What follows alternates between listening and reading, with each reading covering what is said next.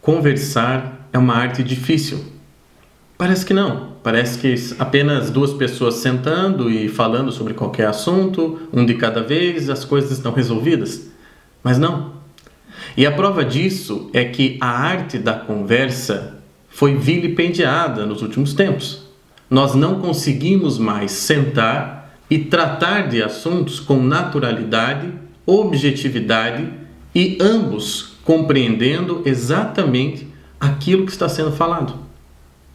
Fomos dominados pela autoexpressão. Nós vivemos no reino da autoexpressão. Eu quero falar das minhas subjetividades, seja sobre política brasileira, seja sobre arte, seja sobre religião. E o outro também quer se autoexpressar e mostrar toda a sua subjetividade a respeito de um assunto. E assim, depois de 1 hora de conversa, 2, 3, ou depois de ter ido ao terapeuta, depois de ter ido ao padre, depois de ter encontrado a minha namorada, o meu namorado, eu acabo saindo do mesmo tamanho que estava quando lá cheguei. Ou seja, o encontro não me alterou, o encontro não me modificou, o encontro não me tornou mais real. E esses são alguns dos objetivos de uma verdadeira conversa. Precisamos falar de uma mesma coisa e usar de meios que permitam eu e o outro tratarmos desta mesma coisa com a objetividade mínima necessária para nos entendermos. A questão é que as redes sociais e, enfim, o que a gente escuta aí fora das redes, as pessoas se encontrando no bar, no trabalho, etc., na igreja, o que aconteceu é que tudo foi demasiadamente psicologizado. Não, cada um expressa a sua subjetividade e o que da questão, o que da realidade, o objeto mesmo, é perdido. E assim nós não entendemos por que vivemos desde um bom tempo, pelo menos aí mais de um século, presos na nossa mente, presos na nossa subjetividade, num universo mental que faria René Descartes ficar bastante entusiasmado. E por isso, voltando a falar das redes sociais, o que temos é um rol de testemunhos de autoexpressões e subjetividade. E uma conversa não é possível quando eu estou interessado apenas naquilo que eu tenho para dizer e na forma como eu vejo aquilo. Também uma conversa não pode acontecer, a arte da conversa é perdida quando eu não tenho os meios para alcançar a realidade da qual estou falando. Quando, por exemplo, eu quero falar do amor, mas todo o meu universo de imaginação a respeito da realidade do amor foi sendo paulatinamente formado, composto com as letras de música que foram sendo feitas e que chegaram a público nos últimos 20 anos. Quer dizer, quando o meu universo amoroso está baseado em telenovela da Globo e música popular brasileira dos últimos 20 anos, que salvo raríssimas exceções, sabemos bem que qualidade tem. Como que eu vou falar da realidade do amor se o meu arcabouço de imagens é tão pobre? Também como que eu vou falar de política brasileira? Como é que eu vou tratar do assunto Michel Temer, Eduardo Cunha, Lula, Dilma, se o que eu sei sobre política brasileira é o que saiu nos jornais? Se o que eu sei sobre o Brasil, a história brasileira, as conjunturas, o sistema político, jurídico, toda a história do país, isso se resume ali a algumas pesquisas na internet, ao que saiu no Globo, na Folha de São Paulo, no Mídia Sem Máscara, não importa se esquerda ou direita, a questão é, eu não posso tratar verdadeiramente de um assunto se não tenho os meios adequados para atingi-lo. Assuntos são formas de expressão que nós temos sobre as coisas que verdadeiramente existem. Eu posso tornar a realidade angelical um assunto. Assunto é a maneira como eu trato, como eu falo, como eu converso sobre a realidade, no caso dos anjos. E se eu quero falar da realidade angelical, eu preciso dos meios adequados para tratar desse assunto, dessa realidade. Mas eu não tenho esses meios hoje em dia. Eu mal consigo dominar lá um conjunto de 1000 palavras da língua portuguesa. Eu mal consigo fazer uma redação do Enem.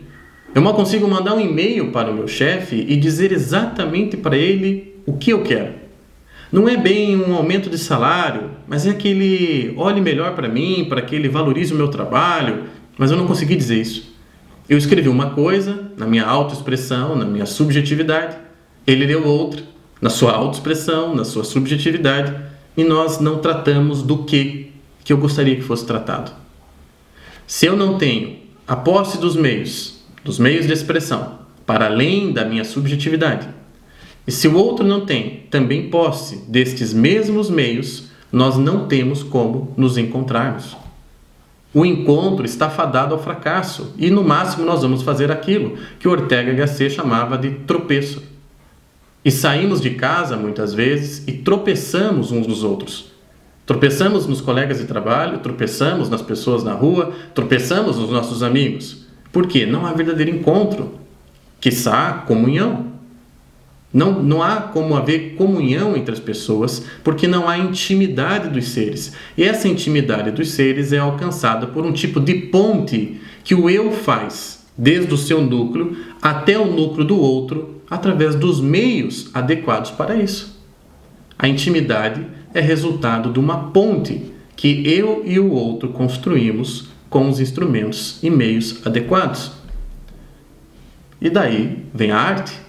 A literatura, especialmente, a grande literatura nacional e universal, que me oferece, na língua portuguesa e em outras línguas, meios de construção de pontes. Pontes minhas em relação ao outro, em direção ao outro, pontes em direção à realidade, pontes em direção a objetos de que eu quero tratar, sejam os anjos, seja a política brasileira.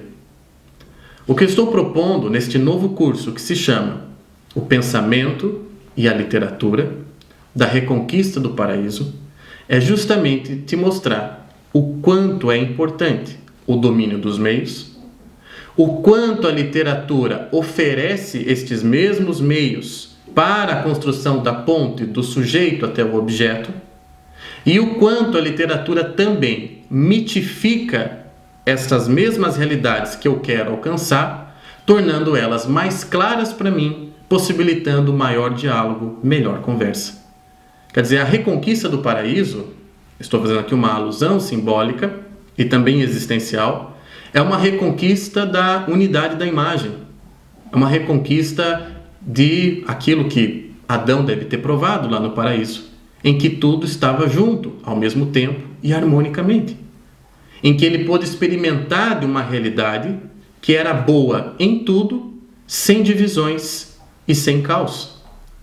E por isso, no momento em que eu tiver os meios, que eu souber fazer essas pontes, construir essas pontes, é possível que eu tenha, em alguma medida e existencialmente, de novo este mesmo paraíso, que nos escritos do Wilhelm Flusser, que vão embasar em grande parte este curso de 5 aulas, se chama verdadeira religiosidade. Num livro em que ele chama da religiosidade, ele trata de arte, porque para ele a arte é o grande meio de reconquista da sensibilidade que me faz ver as coisas em harmonia e, portanto, ao ver as coisas em harmonia, reconhecer também a presença divina, reconhecer também a presença do sagrado, reconhecer também a perspectiva metafísica da vida. Quer dizer, religião não está longe de arte, porque arte é uma reconquista da sensibilidade sem a qual não é possível verdadeira prática religiosa. Sem a arte, não é possível construir as pontes que me levam do mais humano até o mais divino. E é disso que se trata esse curso. Eu te convido a ouvir essas 5 aulas, e eu tenho o meu objetivo para propor um curso em áudio e não em vídeo, porque eu quero que você preste atenção nas palavras.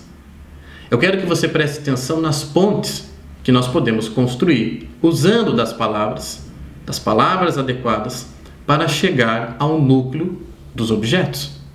E aí, quando eu conversar com alguém que também tenha posse desses instrumentos, que também consiga fazer essas pontes entre a sua subjetividade e a objetividade daquilo de que estamos tratando, então a arte da conversa será restaurada. E aí nós nos sentiremos realmente muito melhor depois de encontrar alguém. Encontrar alguém passará a ser, um grande exemplo e testemunho de ponte entre uma subjetividade e uma objetividade, porque o outro é para mim um objeto.